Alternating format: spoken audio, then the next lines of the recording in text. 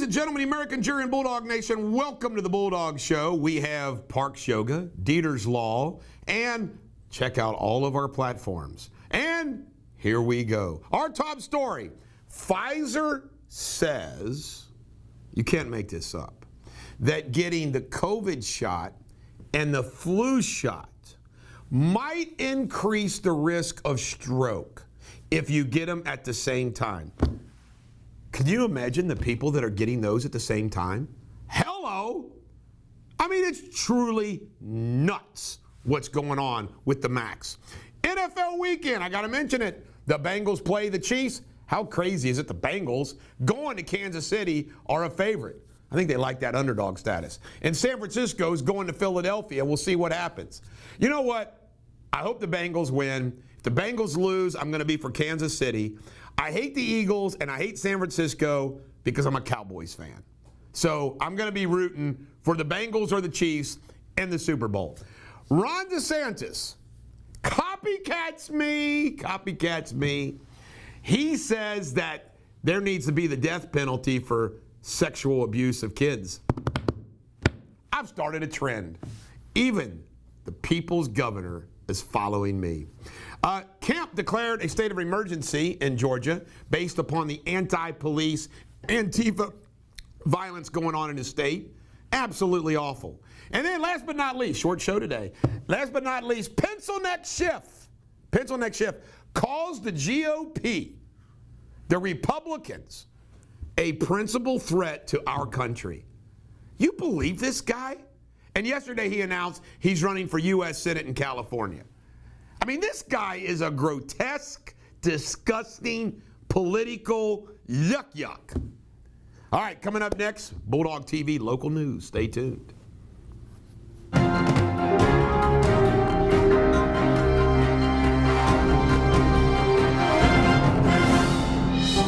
Ladies and gentlemen, the American jury and Bulldog Nation, welcome to Bulldogtv local news, always sponsored by Deters Law and Parks Yoga. And let's get rolling in the news. Here's the top story. The top story is a Kentucky gubernatorial poll that was released by the Courier-Journal. One thing that the Courier-Journal did not say about the Mason-Dixon poll is who paid for the Mason-Dixon poll. It's my opinion that the Courier-Journal paid for the Mason-Dixon poll. But they don't say that. The Courier-Journal obviously is a left-leaning liberal newspaper who loves Andy Beshear. But you can't make this up. The insults just keep coming. They did a poll, Andy Beshear to Daniel Cameron. Cameron's losing by 9 points. Daniel Cameron, Ryan Qualls, he's losing by double digits. Daniel Cameron, Kelly Craft losing by 20 some odd points. Mike Harmon like 30 points. They leave me out of the poll. They actually leave me out of the poll.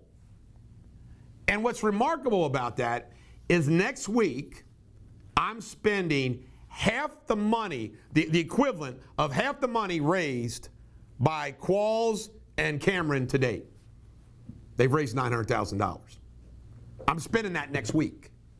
All the things that I've done so far, and they just ignore. It's insulting, but it's also comical, and I'm enjoying it. Now, here's the other thing is, I did my own poll where I was in third place, and 35% are undecided.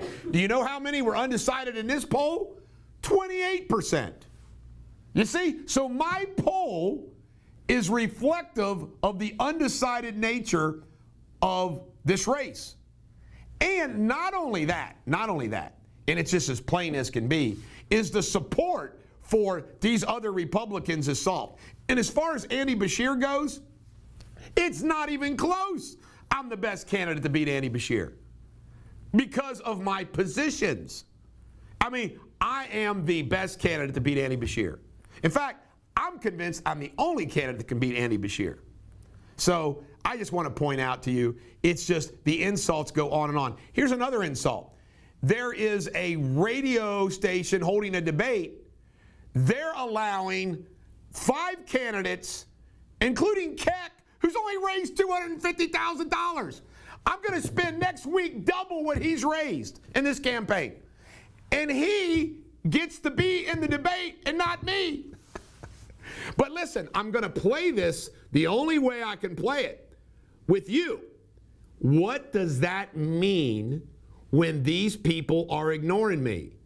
They're ignoring me because they're scared of me. They're ignoring me because they know that I'm a problem with all their plans. The Republican establishment, they know that I go after the media hard. These other, have you ever heard Cameron, Qualls, Kraft, Harmon bash the media? They're trying to suck up to the media. Folks, that's the top story today. Now let's get on to something else. Law and crime. Police are investigating a murder-suicide case that involves a Miami University student. Anish Rajaram and his parents were found dead in their home on January 18th. Officers reported the victims had been dead for days and a murder-suicide suspected. Sad, sad, sad. A lawsuit has recently been filed accusing Christ Hospital of leaking patient information.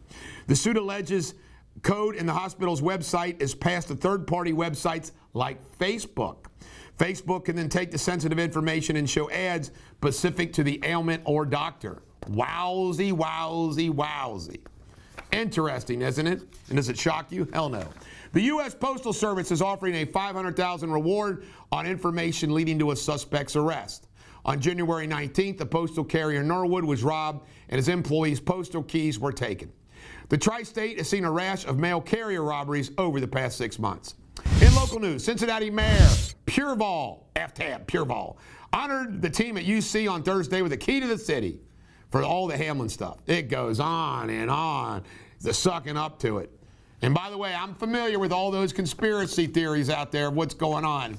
And I have to admit, I don't believe it, but how it's all being handled is beyond bizarre. All right, the numbers are in for the number of people who rode the Cincinnati streetcar in 2022. 840,000, woo! All-time annual record. Ugh. Kentucky State News. Kentucky's oil and gas industries are pitching a potential shift to hydrogen fuel in the state. The fuel would still be produced mainly through fossil fuels, lower carbon solution. I gotta ask you a question, and that's all fine and dandy. Nuclear, nuclear, nuclear. A lawsuit was recently filed by county jailers against the Kentucky Department of Justice. County facilities are routinely getting inmates that are considered prisoners of the state. Been going on forever. Keeping those inmates an additional expense to the county, which comes from their budget. In Ohio State news, the DeWine administration has proposed eliminating 1/3 of Ohio's Rules and Regulations Code. That sounds good. The code contains over 17.4 million written words for agencies and businesses in Ohio. The effort would eliminate over 5.5 million words. Sabrina, who counted these words? I want to know who counted the words. In sports, the Bengals are going to play the Chiefs. Let's hope the Bengals win. This is the Bulldog. Every dog has their day. Coming up next will be Jamie the Spin Spindley and his world news.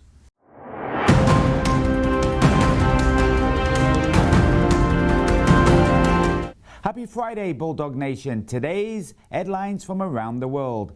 9 Palestinians were killed when troops reportedly encircled buildings between a storm of gunfire, grenades and tear gas in a packed urban camp. It's the most deadly Israeli raid into Jenin's refugee camp in 2 decades. Israel has carried out airstrikes on Gaza in response to rocket fire and tensions soar in the wake of a deadly armed raid yesterday in the occupied West Bank. 6 rockets were fired. Last night's asteroid 2023 BU space rock passes closer than some satellites, as you can see in the photo. The biggest asteroid in a while. A mentally ill woman was discovered in a mummified, almost skeletal state after lying dead for more than 3 years in her London flat. Laura Winham was 37 years old and was left abandoned to die. Unbelievable, so sad. And today's sports, Manchester City will take on Arsenal in the FA Cup 4th round. Enjoy your weekend. See you Monday. Hooday, let's go Bengals.